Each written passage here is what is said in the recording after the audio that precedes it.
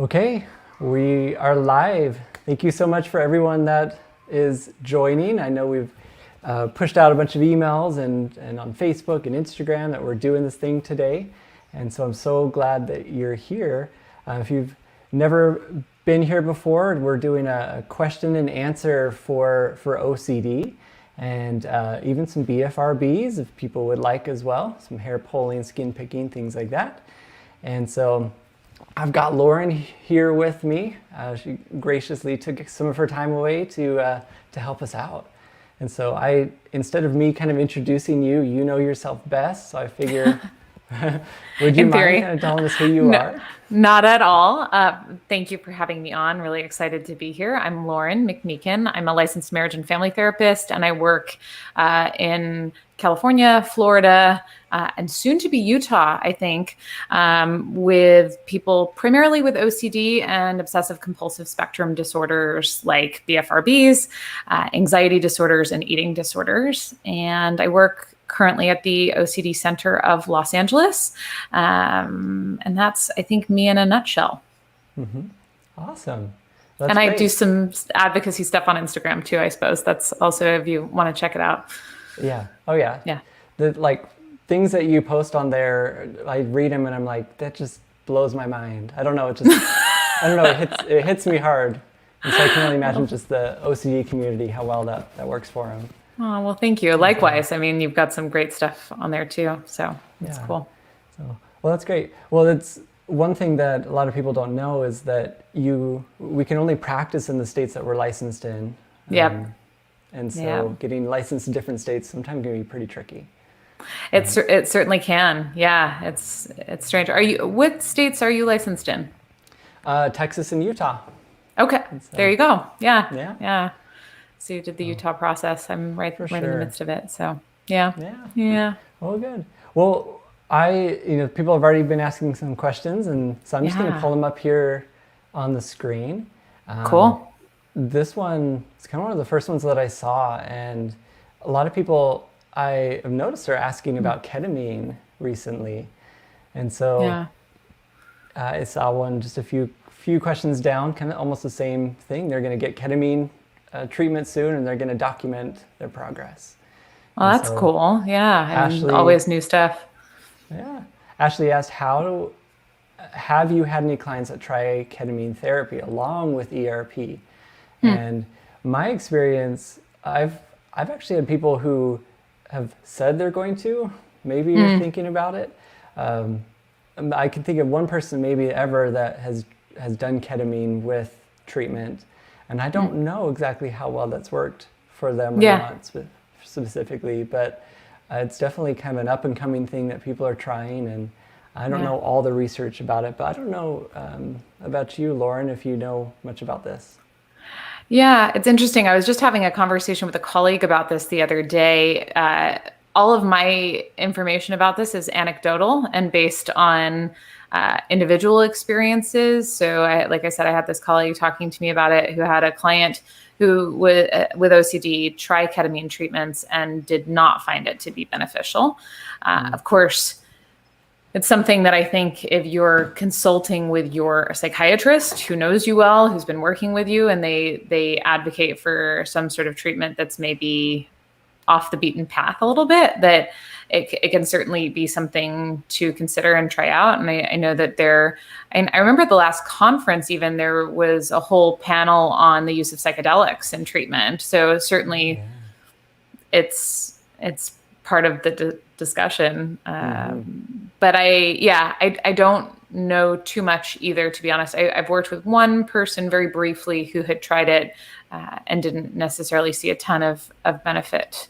But again, I think especially if one has sort of exhausted the potential treatments that are usually first line treatments, like ERP alone, or if you're seeing a psychiatrist, not a doctor, but SSRIs and the stuff that's generally prescribed as a first line treatment, but you start to explore other things.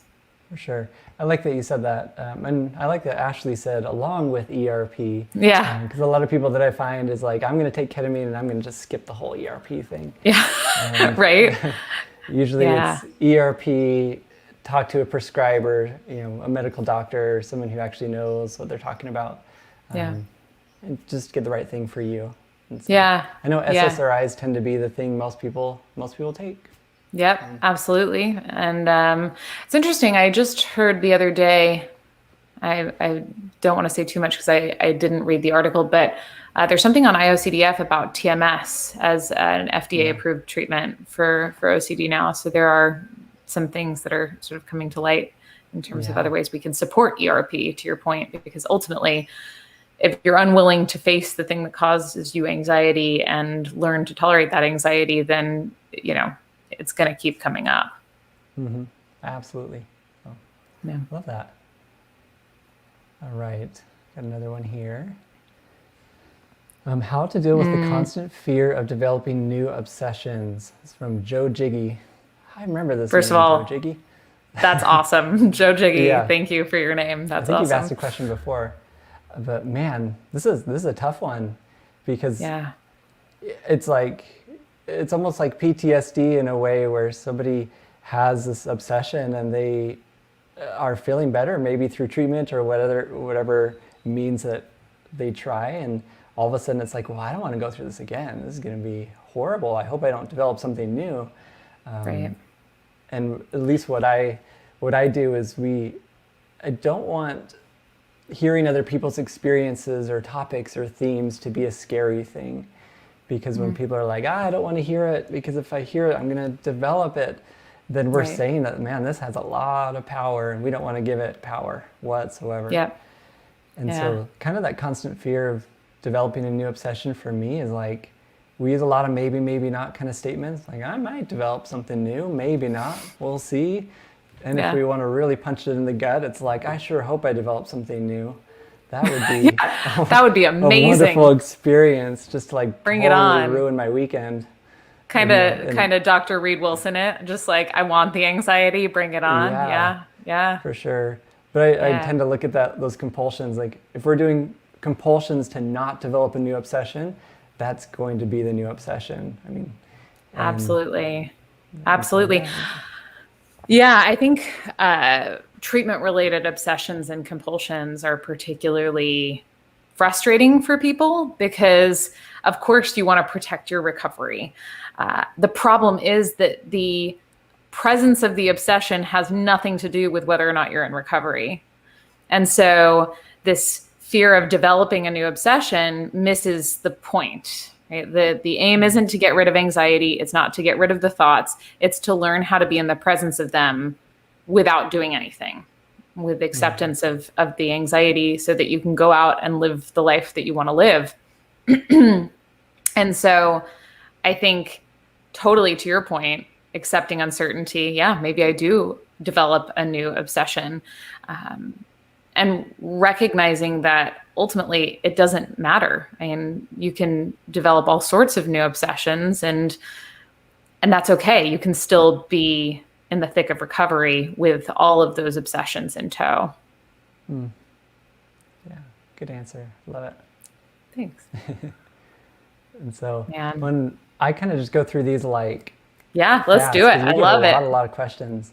It's great. So, mystic magnification. I recognize those dogs. You've asked questions before. Cute is dogs. POCD always a subset of Harm OCD or sexual orientation OCD? That's a good question. Yeah, it is a good question. I feel like, I don't know about you, but this is to some degree, it's almost an artifact of us all trying to put everything into a box, right? Like that it has to be derivative of this type or this type when, as you and I both know, the OCD is diagnosed as OCD, right? F42.2 in the DSM. It's not harm or sexual orientation or even POCD. It's just OCD. And so I actually think, well, I want to answer the question, but I'm also taken by the fact that what's more interesting perhaps is the core fear. Right? Like, what is it that you're worried about in any of these? Because you could have Harm OCD and be worried that you'll never forgive yourself, or you could have Harm OCD and worry that you're going to go to hell if you harm somebody, right? there's all sorts of reasons why, even within the context of one type or subtype, that you might be anxious. And so, I mean, there's certainly a lot of overlap between those three, but I think, Right. My first thought is exactly what you said. OCD is OCD. And sometimes it doesn't matter as much what theme or subset it kind of falls into, because we treat it all the exact same way. Some people feel like they really want to connect with a certain theme, like this is what I have. And for me, I always love when people just say, yeah, I actually just have OCD, whatever it is, and kind of bring it back down to that base of OCD, because then we can get really caught up in trying to figure out what is it I'm experiencing, when really it all does funnel down usually to OCD and just uncertainty.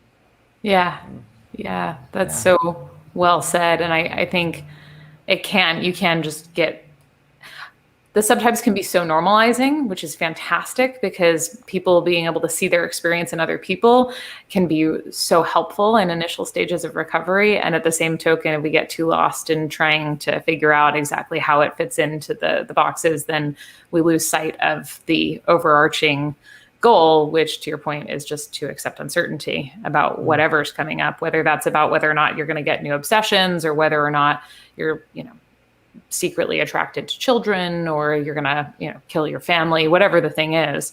The aim at the end of it is to say, I don't know if that's going to happen, and I can't figure it out. Yeah. Great answer. You too. This is fun. Kit Kat, is it okay to use coping skills when I'm very anxious, or would that count as another compulsion to lower anxiety? I guess it kind of depends on what is a coping skill for you. If it's I'm feeling anxious, so I need to go turn on the TV and distract myself, it might be a compulsion. Or I'm feeling anxious, so I have to go take this medication right now. Sometimes that can be a compulsion. Whatever it is the body's urging the person to do to relieve the anxiety often can be. I say coping skills can be exposure and response prevention, where we're saying, let's do something with it. Let's make it worthwhile. The anxiety is already there. It's going to be there regardless of what you're doing. And so we can do an exposure with it. We can say, whatever that fear is like, my coping is to face the uncertainty, whatever it is, respond completely different to this anxiety, sometimes even embrace it. Kind of like I mentioned earlier, we can actually say we love this anxiety. It's your buddy that's going to be around. You don't have to get rid of it. It can stick around if it wants to. And that's how I use a coping skill, is it doesn't matter, kind of having the mindset, it doesn't matter if the anxiety goes away or not. Your job is to teach your brain something new. And that's what it's all about. So well said. We're I got to get that anxiety to go away, then you're looking for the wrong thing. Totally. Which is so way easier said than done, because I want my anxiety to go away if I feel anxiety. I feel anxiety all the time, and I think that the initial reaction is generally to say I don't want that, and learning how to sort of pivot and have this paradigm shift toward, okay, well that's there, and have the real focus be, how do I live a life that's consistent with my values and what I want to do. But I think the question of coping skills and sort of riffing off of what you were saying is, what is the aim of the coping skill? As soon as we're actively trying to get rid of anxiety, that's probably not in our best service. That doesn't mean that we can't do things that we know long-term may alleviate anxiety or lead it to naturally pass, as all feelings do. But a coping skill like saying, okay, I'm going to actually breathe in and make space for this feeling is very different from, I'm going to breathe in good and breathe out bad, right? Which is definitely more on the compulsive, how can I get rid of this side of things? So I really think that so much of whether or not a coping skill is compulsive is just down to what is the aim. And there are lots of coping skills that are directly focused on supporting the acceptance of anxiety and uncertainty, which I'm a big fan of. Oh yeah, absolutely. not sure that I added much to your comment. That was so well said. That's great.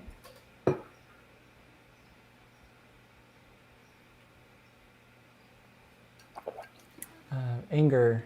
So Jess, can anger because of OCD make you regret feeling angry afterwards? This makes me feel like a bad person after I start feeling better because I'm angry. I feel detached from my values and I feel bad. And my thoughts were, I think we can often feel bad after we get angry about anything. It doesn't even have to be OCD related. And so maybe we're putting too much value to that it's okay to have feelings about it. We learn from experiences and know that, like, if I got angry and I threw this thing across the room and I broke it, I probably learned from that experience that, like, that, I mean, not only was it not worth it, but maybe I make a different decision next time. And anger is anger. Yeah.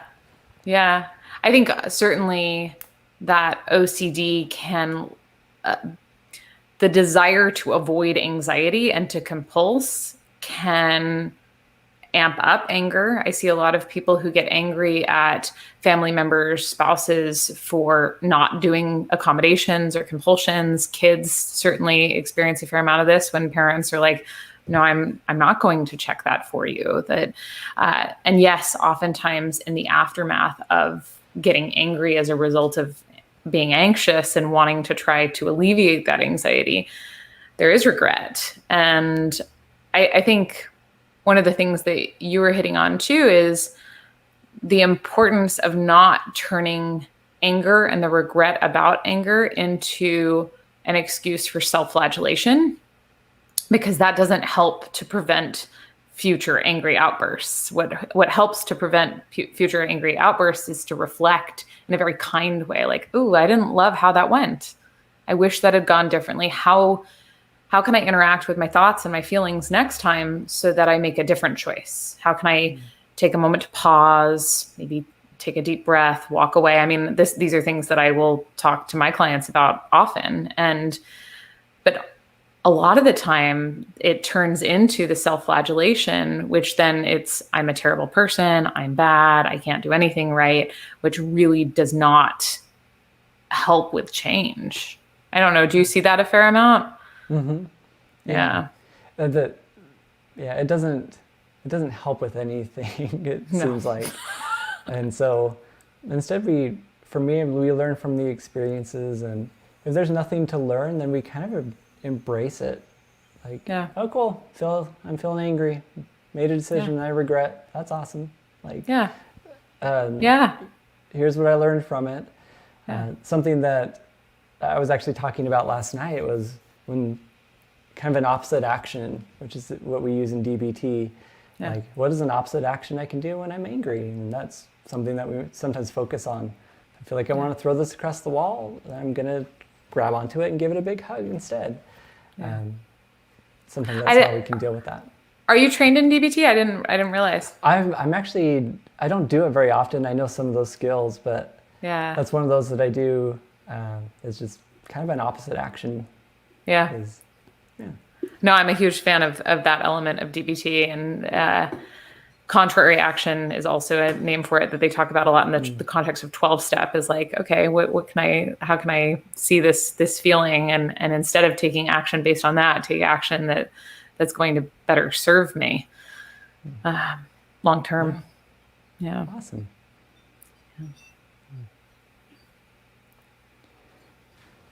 How do I move forward with real event OCD and don't know if the kind of acting was okay? This is such OCD. Go ahead. Oh, I was just going to say that it's so beautifully dovetails from what we were just talking about, right? That with the idea of like, well, what if it wasn't okay to act that way? And I think part of the problem with real event OCD is this idea of like, well, if I did something wrong, then I can't let it go. I can't walk away from it. I can't accept that I am disappointed in how an experience went, right? Or I'm upset, or right? Like that's at least some variance of it. Mm-hmm. Yeah.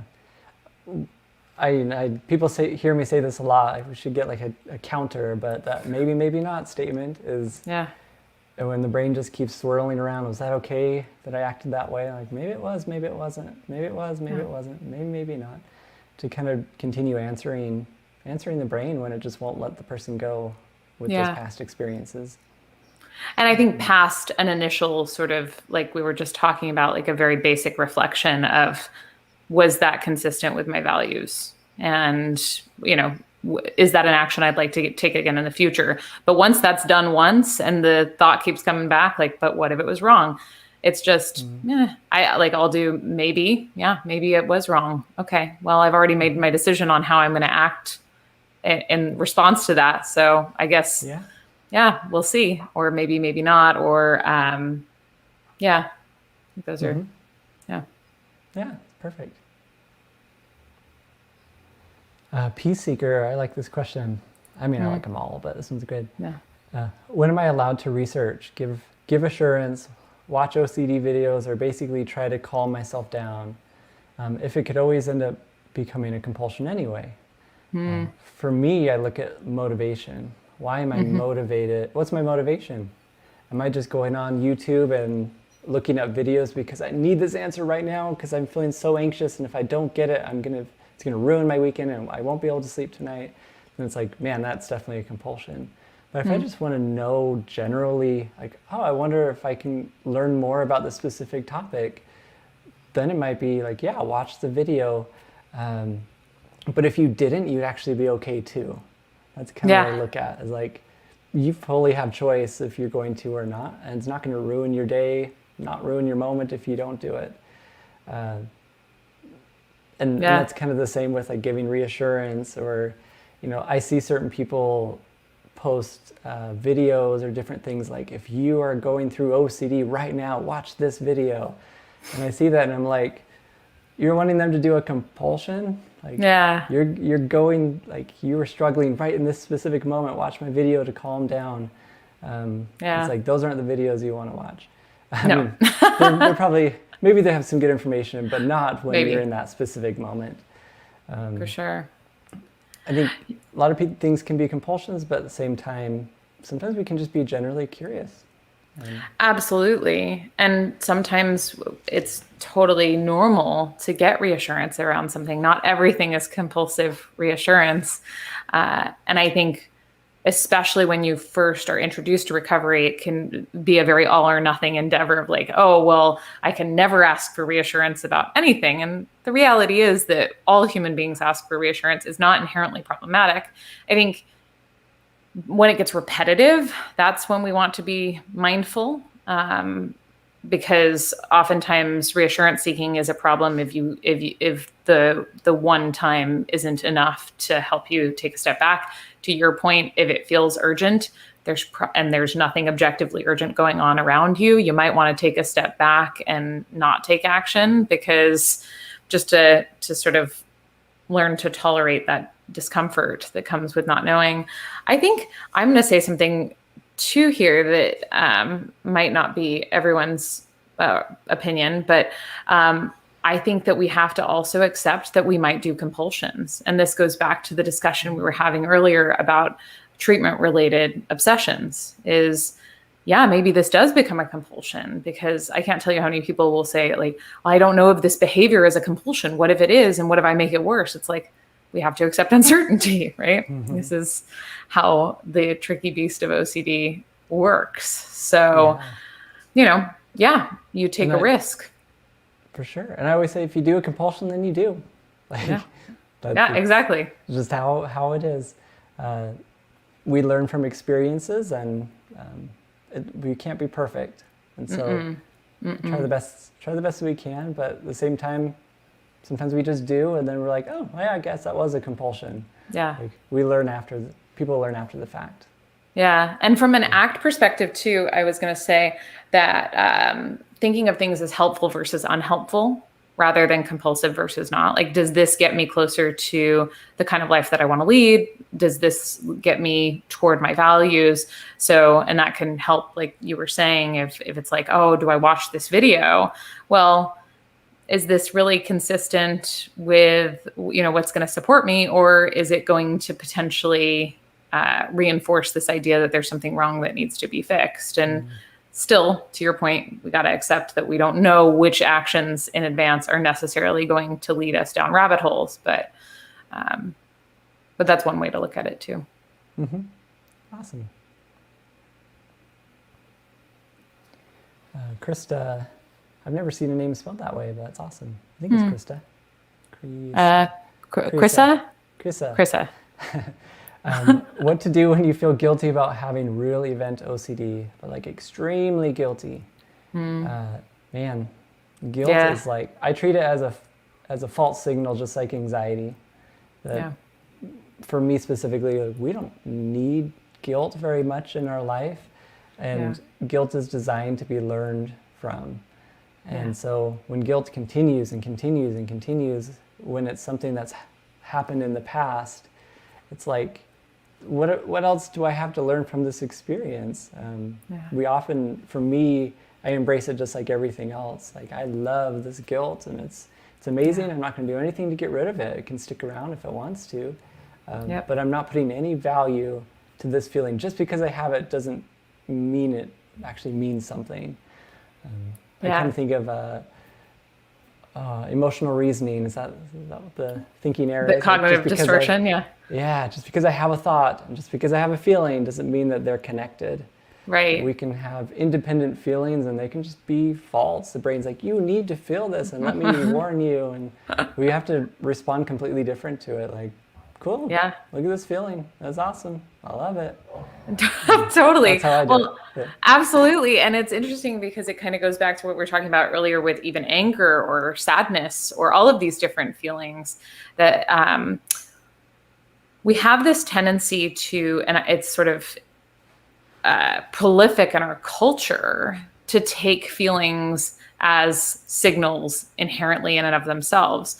And they are signals, but if you look around and there's nothing else that's backing them up, like facts, then we probably don't want to take the feelings as important signals. They're maybe misfiring. And so, but letting any feeling by itself direct your behavior is probably a recipe for disaster, because you're going to feel sad when you yell at somebody for not washing their hands. And you know what I mean? Like, instead of just allowing for the anger to be present and the frustration and making space for those things without necessarily letting that action have, or that feeling have a behavioral expression. I like that, making space for it. Yeah. So much space. Stephen Hayes has a great quote that's like, you are large enough to contain all of your experiences. I just love that quote. It's this idea of like, oh, I can feel all of this stuff. It doesn't mean that I have to do anything about it. I could feel seething anger and just breathe with it. That doesn't mean that, to be clear, I'm not saying anger is sometimes an important signifier if, again, it's backed up by the facts of the situation. But, if there's nothing really that indicates that your anger needs to have some expression, like a boundary, then it becomes about like, no, I'm just going to be with this feeling just like you would with anxiety or guilt or any other. Yeah, I like that. Cool. Well, as you mentioned eating disorders earlier, something you specialize in, and so this would be good. Are eating disorders connected to OCD?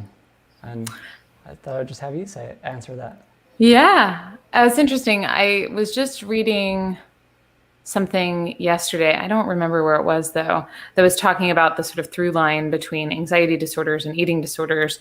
Eating disorders are not all eating disorders, but some of the sort of most well-known ones, like bulimia, anorexia, binge eating disorder, are often secondary to an anxiety about appearance and wanting to make sure that you can control and manage the way that you look. So there's certainly overlap. I think there's also a higher comorbidity rate with like people with eating disorders have higher rates of OCD than would be expected in the general population. So there is overlap. The greatest connection statistically is between anorexia and OCD.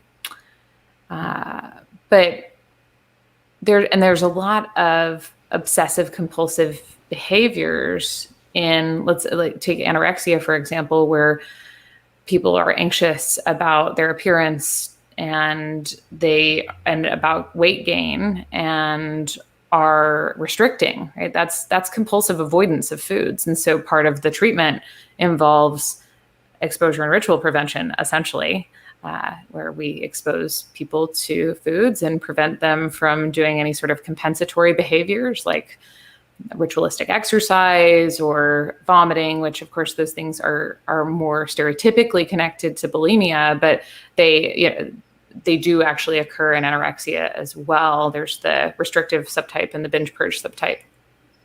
So you can see where there's a lot of overlap in terms of I feel anxious and I don't want to feel this anxiety, so I'm going to do all of these things to make sure that I don't have to feel that discomfort or have these worry thoughts come in about how are people going to perceive me, or am I going to feel comfortable in my skin, or etc. Yeah, treatment's pretty similar between OCD and eating disorders. Definitely, even down to education around depending on the type of OCD, but the cultural impact on beliefs, right? So obviously there's a huge component of that in terms of how our society views weight and shape and the importance of it and what it should be. And so looking at that and starting to consider that maybe the thoughts that are coming in aren't in your best interest is sort of similar to, say, somebody with relationship OCD, and recognizing how the culture that we live in really advocates for prioritizing finding the one and feeling the right feeling and just knowing and all of these things. Not that that's the end game for either. Ultimately, you have to accept the fact that you're going to have thoughts and feelings that are counter to what you understand rationally. But yeah. Yeah. Thank you. Yeah. Making you do a lot of talking here. Am I talking too much? Sorry. No, it's wonderful. Have you explored links between OCD and trauma? I wanted to pull this up because I don't know everything. That's one thing that I haven't researched too much.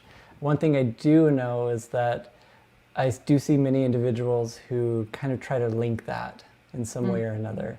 That I think I have OCD because of maybe this experience in my past. And they're trying to really make sense of why they have it. And what I found is like, that can be kind of a slippery slope that we try not, for me personally, try not to make sense of why the person even has OCD, other than we know genetics, environment plays a factor in that as well. Yeah. But for me, kind of my thoughts or opinion is like, people don't have OCD because they experienced a trauma in their life. Right. Maybe it like exacerbated symptoms in some way or another, but didn't cause OCD. Yeah. And so I know that's not what your question, if it caused it or not, but that was kind of my thoughts on OCD and trauma. Yeah. And sometimes it's interesting because we do see people with obsessions that are the content is linked to some sort of a traumatic experience. I don't know do you see that in your practice too? Yeah. And to your point though, it's like there's not much, it doesn't help very much to understand the roots of the obsession. It can be somewhat normalizing to reflect on, well, of course you're going to have worry thoughts about this given your experience. But beyond that, an in-depth understanding of the why is not going to eliminate the anxiety or the presence of the thoughts, and can very quickly turn compulsive. In terms, this is interesting too. I don't know how much experience you have with this, but one of the primary treatments for post-traumatic stress disorder is prolonged exposure, which is essentially ERP. I mean, I'm sure I'm not specialized in. I have some training in it, but it's doing exposures without engaging in safety behaviors, it's really just another word for compulsion. And so, oftentimes it's the difference between something actually having happened and sticking in your mind, which, as we know, is not mutually exclusive to something like real event OCD, where something actually happened and it gets stuck in your mind. But really learning to be in the presence of these extreme feelings and the thoughts is the goal of treatment for each. So I suppose if somebody's suffering with both, there's actually some good news there. That's true. Yeah. Thank you. Can OCD be cured when you have had it for over 2 decades and you don't have access to well-trained professionals? One thing I look at is the word cure, kind of knowing what that means for you specifically. Some people use recovery, but treatment-wise, if we're just kind of looking at that, I've definitely seen individuals who have had OCD for decades, and finally start receiving treatment and feel better and get better from these symptoms. Somebody reached out to me yesterday, sent me a message. They said they were in their 70s and just received treatment, just found out that it was OCD this whole time. I think it was OCD. Wow. And I'm like, it blows my mind that people can be misdiagnosed for so long. But what I say is, like, for those who don't have trained professionals in their areas, it's so difficult. But people can do treatment. I think that's the key is, I mean, I have my online course. I try not to be like, oh, buy my course. But that's really why I created it, was for individuals who can't find anyone in their area to kind of help guide them in some direction or another of, like, this is how we do treatment. And so I find people can create their own treatment plans, essentially, if they really want to.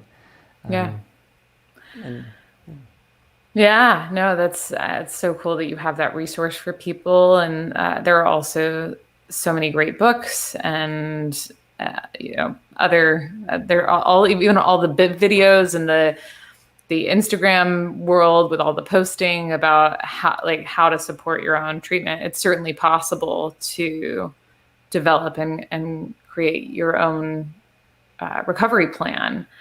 And I think what's interesting, for over 2 decades, this person says, well, the average between onset of symptoms and treatment is still 14 to 17 years. So proper treatment anyway. So I hope so is the answer, because, that would preclude a lot of people from getting the support that they need and finding out how to live a robust life with this disorder. I'm with you, though. The cured word is always I don't know that you can cure the fact that your mind works in a certain way and that you tend to be really perceptive of threats, and that you have the type of brain that's really good at problem solving, and that you're going to every once in a while apply that problem solving to something that is a problem that can't or doesn't need to be solved. That's great. So in short, you can do treatment for yourself if you don't have well-trained professionals in your area. It's probably doing a little extra work to figure out how to do the treatment, and often it's stop doing the compulsions, which you don't have to just cut it all out, but not do the compulsions the best you can. Try to respond differently to the fears and the threats of, like, if I've responded the same way every single day to this thing, maybe today I'm going to try something different and see what happens. It's sometimes just taking those really small steps and working your way up to something different. Totally. Well said. Tatiana, I have to eat as much meals, or I go into full panic. Is this a compulsion? Well, Well, don't know you specifically, but I yeah, know. Well, that's what I was going to say is it's kind of hard because we're going off of a very limited amount of information. The tendency, and I can't give direct advice. I know neither of us can on these platforms, but I think the tendency to want to avoid panic when you've had previous panic attacks is often something that comes up in the context of panic disorder. And there's the sort of response of trying to find things that prevent panic attacks, right? And doing those things, which you could call a compulsion or a safety behavior. And so could it possibly be that if somebody eats a certain amount at, very rigid intervals and, that there's a compulsive component to that potentially? I can see that. I don't know that I've ever seen it clinically though. Have you? really more just the motivation. Why am I doing this right now? Yeah. Do I have to eat this meal or do I not? Am I doing it for nourishment? Am I doing it to relieve anxiety? It really comes back down to that motivation for a lot of people. Why am I doing this? And obviously we have to eat, it's important. But Very. it's knowing kind of the reasons for it in the specific moment. Yeah.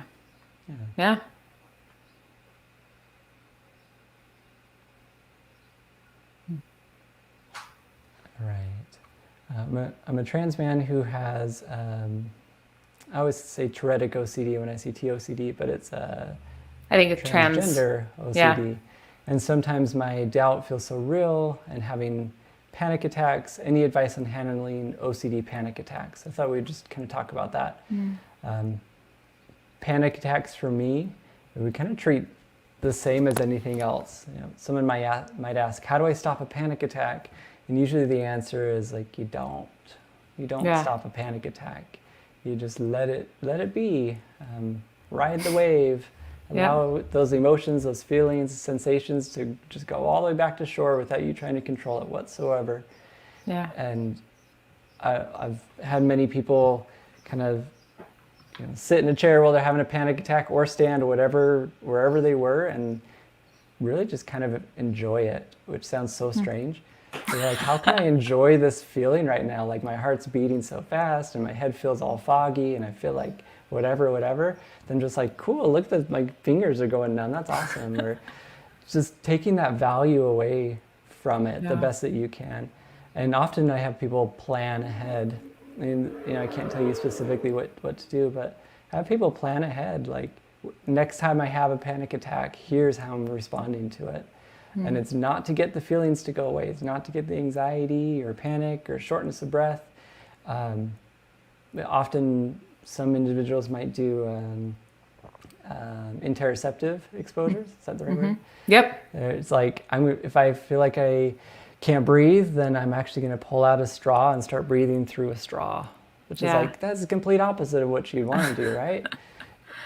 Just to show the brain that like, look how much I don't care that I'm having a panic attack. So like, I feel so dizzy right now, I better do a spin or two just to show my brain how much I don't care. And it seems dangerous, but often we find that we're perfectly safe. That's the thing, is that you're training your brain to recognize when there's this threat that doesn't need to be taken seriously, but the only way to do that is by not taking the threat seriously. But I think I love what you said. Yeah, it's the answer to how do I not have a panic attack is no, have a panic attack. And one of the great ironies is that when you unconditionally accept the presence of panic, you tend to have fewer panic attacks. But you have to do it without the expectation that the panic's going to go away. It's like with a true, as you've been describing it, like this embracing of panic of like, okay, well, here's this physical sensation. Okay, that's a new one. And a sort of non-judgmental, mindful approach to, okay, this is the experience that I'm having right now. How can I really have this experience to the nth degree? Mm-hmm. Yeah, I love that. Yeah.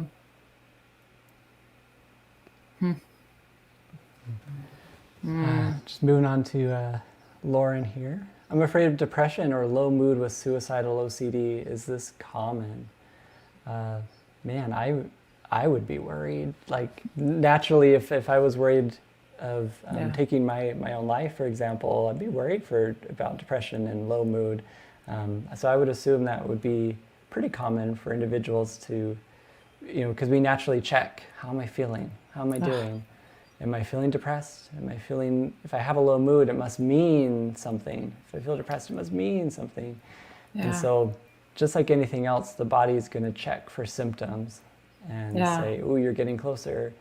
And so as far as the commonality, I've definitely heard this multiple times from different people. And so I guess that answers the question, but I don't know if you... Yeah, no, it's same. I agree. I've seen it a lot. And I think that recognizing that feeling checking as a compulsion, right? Or at least the trying to make meaning out of, if you sort of unconsciously or before you're conscious of it, check your feelings and then realize that perhaps you're having something that would indicate some level of depression, that suspending the analysis of what that means. Like, yeah, maybe that does mean that I'm depressed. Maybe I will want to die by suicide in the future. I don't know. This one's hard. It's hard to, and they're all hard, but I think allowing yourself to have fluctuations in mood when you're not suffering with an obsession like this, we have so much variability in our emotional experiences anyway on a daily basis. To being willing to accept, because as soon as you start to figure out why you're depressed or whether or not that means something, then you're back in the cycle. Yeah. Great response. Thanks. Freaking OCD, man. Sorry. I'm seriously OCD. What a jerk, right? Yeah. 2 questions from Frankie. Can getting a visit from a dentist's office cause contamination OCD relapse? Kind of just my thoughts on that is the brain's really good at saying, hey, if you go do this, what if you relapse? Or what if you can't go do this because this is a horrible experience? People are going to be checking, like that's the checking. I'm checking to see if this is going to come back, or they're making it a really, really, really big deal. And so for me, I often say, like, go do the thing that you feel like is going to help you relapse, but help you relapse. I don't know, it's probably not the phrase. Make you relapse. Yeah. And then respond differently to it. Like, sure, totally. I might, go to the dentist's office. Totally, it might happen. Let's see. But if someone goes in and is like, I sure hope this doesn't help, it doesn't make me relapse. And they're going to be looking for a little bit more than if they just went in with like a total blank slate of like, whatever, we'll see. Yeah. Yeah, it's true. I think the other thing is that it depends on how we define relapse, because going back to a discussion earlier around the presence of obsessions, can going to anywhere cause an sort of resurgence of obsessions? Yeah, it can. And we don't want that to stop you from taking actions that you need to take to live your life. So, but that doesn't necessarily mean relapse. And I think that sort of black or white thinking of, oh my gosh, I have a thought, I'm relapsing, is actually more likely to incur relapse around, oh my gosh, what if this obsession never goes away, or what if those types of things. So I think making space for the fact that, like, you're going to do I can only speak from my experience and what I see in the people that I work with. But as somebody living with OCD, I can say that you are going to get triggered, and that's okay. That's not a problem. Yeah. And if thoughts come back, for me, I don't automatically say, wow, I relapsed. I actually just say, cool, I had a thought. Yeah, exactly. I had a thought again. That's awesome. Oh, look, there it is. Welcome back. What are some small steps to overcome checking OCD while walking?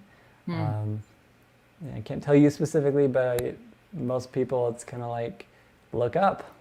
I don't know what the walking is exactly for you, but look up. Don't look at my feet. Try not to count or mess it up. for me, I usually say, how can we mess up the compulsions? Yeah. So if I'm counting to 5 every time I walk, I'm going to like skip all over the place. So I have no idea where I am at and like say random numbers. So I can't do it correctly. I can't check. Yeah. Yeah. That's awesome. I love that. So, yeah. I just want to start skipping down the street now. But the other thing that I think comes up here too is that this is where mindfulness is so important to recovery, is that, yeah, you're going to have the urge to count and make sure that you're in a certain number scheme. And the aim is to say like, oh, well, I don't know, but I want to refocus on the beautiful trees around me or the sky that I can see. And not in a compulsive way where you're avoiding having thoughts. The thoughts can be there, but that you are deciding where to train your attention in terms of response so that you're not getting caught in the mental ritualizing around counting. Yeah, I like that. Thank you so much. Yeah, thank you. All right. My OCD intrusive thoughts have improved today, but now I have the fear that it might not be OCD since it has improved. Is this normal? Man, I have this conversation a lot with people. Because guess what? After treatment, or during treatment, as we're taking the power away from thoughts, it actually doesn't mean the thoughts are going to go away. Right. It means that someone might still have the thoughts, but they're not feeling anxious about it.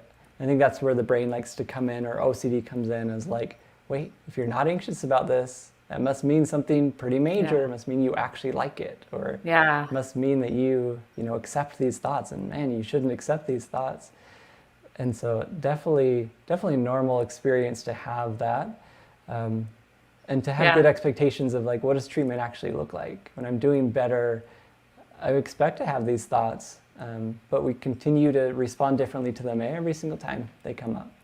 Yeah, and that's such a conundrum, isn't it? That that the aim of treatment is to make you more willing to have the thoughts, but then when you're more willing to have the thoughts, it in turn is spiking. In fact, it's so common that we have a name for it. We call it the backdoor spike, right? Is when you are doing fine and wow, this is great. I'm not so anxious about these thoughts. And then it's like, oh no, why am I not anxious? It's like, well, we don't know.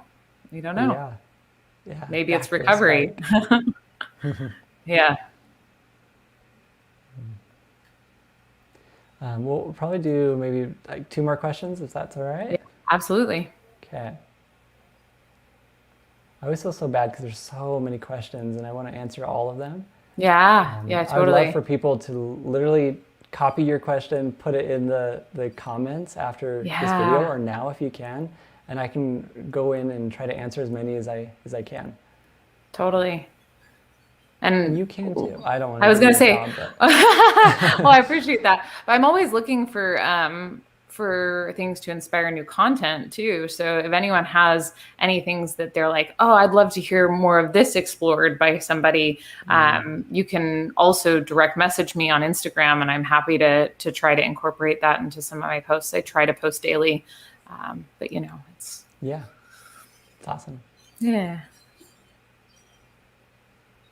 All right, Maggie, pretty simple. Can you talk about pure OCD, pure obsessional?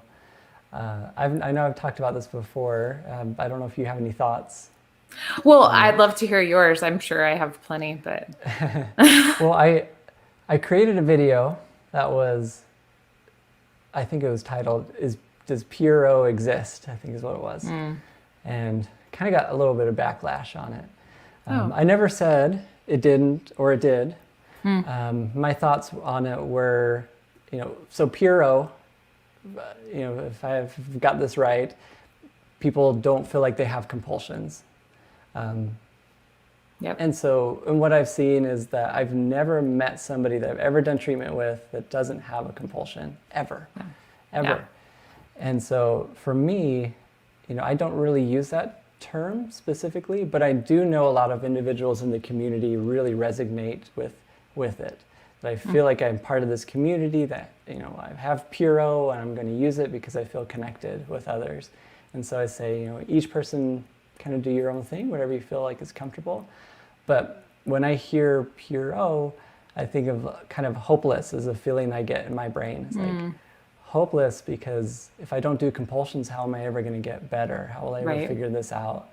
And so for me, that term gets kind of like, ugh. I don't want people to feel hopeless. I want them to know that you are doing a compulsion, which is often for people rumination. Yeah. They are thinking, problem solving, trying to figure it out. And so to know that, recognize whatever the compulsion is and just say, I'm having lots of thoughts. It could be all day long thoughts that make me feel anxious. But recognizing that with those thoughts. Yeah, and recognizing that part of that is volitional, right? There's a agency behind there's a difference between thoughts and thinking, right? One is sort of a passive experience of, oh, this thought popped into my head. The other is one that we have a choice regarding and that we can disengage from when we notice it. So I totally agree with the potential for it to appear really hopeless when you hear the term pure O, because, well, what do? I can't stop myself from having thoughts. But yeah, I agree too that I think as long as people recognize it for what it is, which it's if we take it literally at face value, it's a misnomer because, to your point, I have yet to meet somebody who has zero compulsions, doesn't avoid, doesn't ask for reassurance, doesn't do any checking, doesn't do any mental compulsions. So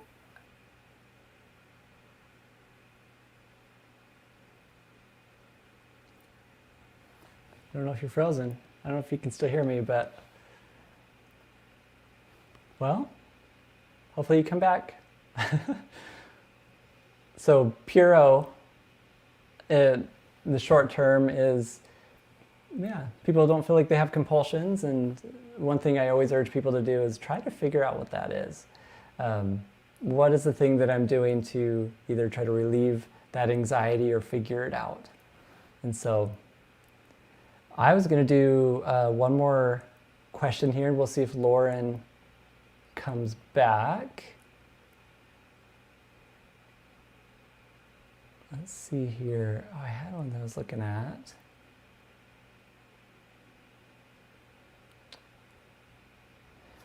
How can I help my 12-year-old with the fear of getting pregnant from her dad's laundry? Thank you for all you're doing. So, I can't give you specific advice, just legally and ethically, but usually I've done exposures with individuals with this before where we do exposure and response prevention, where somebody might say, if I have the fear of getting pregnant, for example, what am I going to do to risk that, essentially? Risk it in the sense of touching laundry. What things am I doing that's avoiding that from happening? Do I not go in the laundry room? Do I not touch certain articles of clothing? Do I not sit on parts of the couch? I specifically, we kind of write down all those things, all those avoidance that's going on, and we say, well, if you were to work on one of them, which one could you do? And we kind of work on from there. And so it looks like Lauren just came back. Hey. Sorry, I don't know what happened to my internet. It just went. That's all right. So it's all right. We moved to a new question, but so we essentially want to write down all those things, and we say, well, if we were to build a hierarchy, I could work on this one, I could work on this one, I could work on this one, and it's essentially moving closer to that fear. So if this were, it's an egg. I don't know why there's an egg in here, but if this were the fear, it's my kids. Then I might hold it and say, I may or may not get pregnant. I may or may not get pregnant. And it can't be like, oh, I gotta barely hold it and I'm doing this because I'm not really teaching my brain something important. I'm teaching it that I'm still in danger. So it's like, I may or may not get pregnant. I don't know. We'll see. I may or may not get pregnant. Kind of doing that as an exposure. I mean, that's what I see a lot of people do.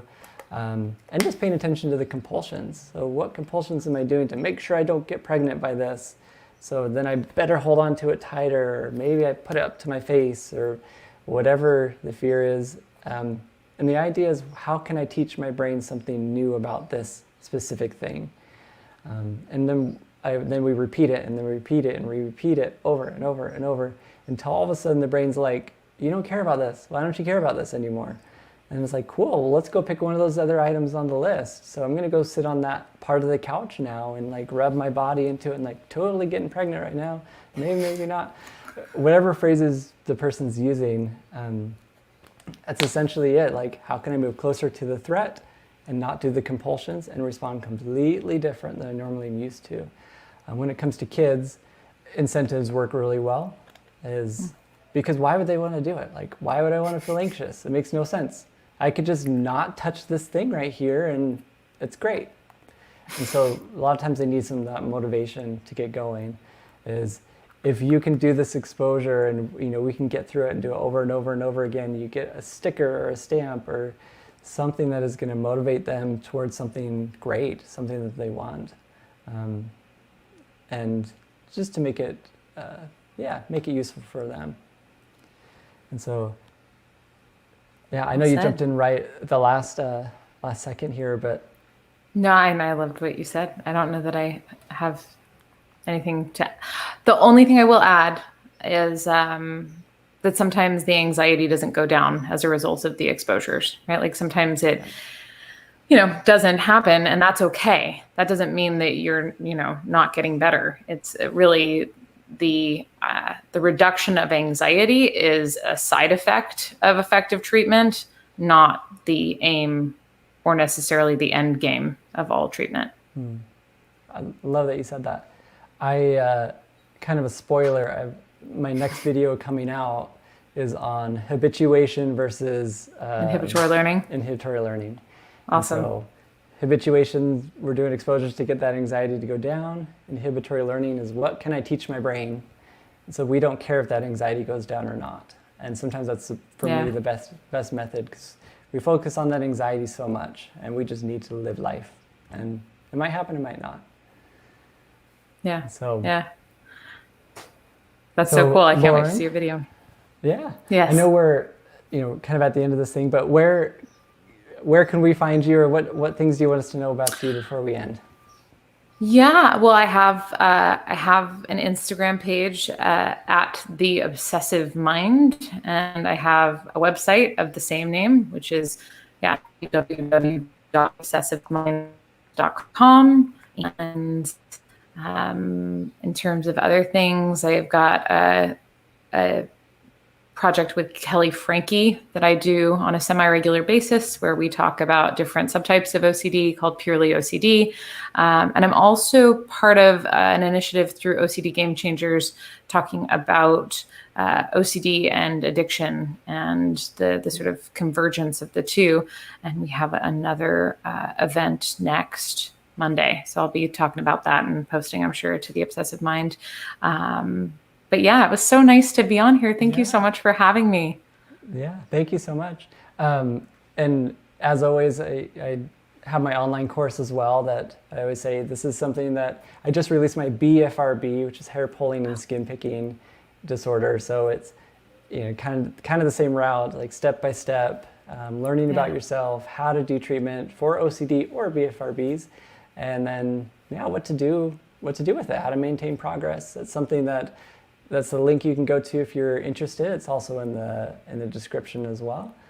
And so, I appreciate you coming on, Lauren. You're Likewise. awesome. And thank you. make sure you guys write those comments, put them in the comments, and I'll go through and try to answer as many as I can. Totally. Awesome. All right. Have a good one, guys. So much.